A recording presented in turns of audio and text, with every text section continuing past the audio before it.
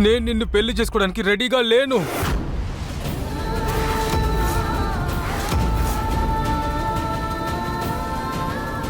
అరే, నాకు నీ మీద కలిగిన అట్రాక్షన్ వల్లే నేను నిన్ను ప్రేమించాను. కానీ జీవితంతో నేను నీకు కమిట్మెంట్ ఇవ్వలేను.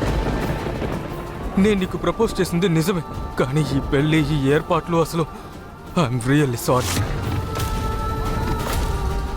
నువ్వు నిజంగా ఒక మంచి అమ్మాయివి, అందుకే నువ్వు కష్టపడకూడదని పెళ్లికి ముందు ఈ విషయాన్ని నీకు చెప్దామని వచ్చాను. అబద్ధం, అబద్ధం, అబద్ధం, అబద్ధం.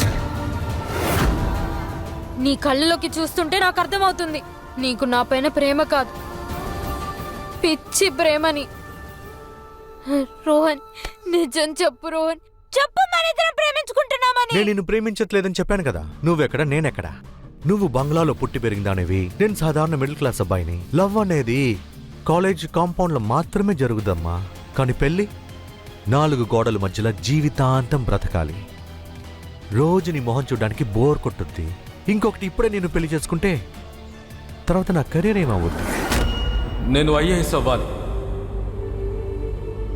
నిన్నసలు ఐఏఎస్ అవ్వకూడదని నేను ఎప్పుడు ఆపాను? మనిద్దరం కలిసి అనుకున్నాం కదా, ఇద్దరం కలిసి ఐఏఎస్ చదువుదామని, మనిద్దరం కలిసి ఉందామని. రోహన్, నేను ఎప్పుడు ఆపను.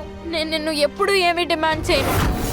ఇవన్నీ వినడానికి బాగుంటుంది ఈషా, కానీ విషయం ఏంటంటే సరి సమంగా ఉన్నవాళ్లే పెళ్లి చేసుకుంటే బాగుంటుంది. అరే, నేను బతిమాలుతున్నాను, నన్ను ఇలాగే వదిలే. అప్పుడే మన ఇద్దరికి మంచిది.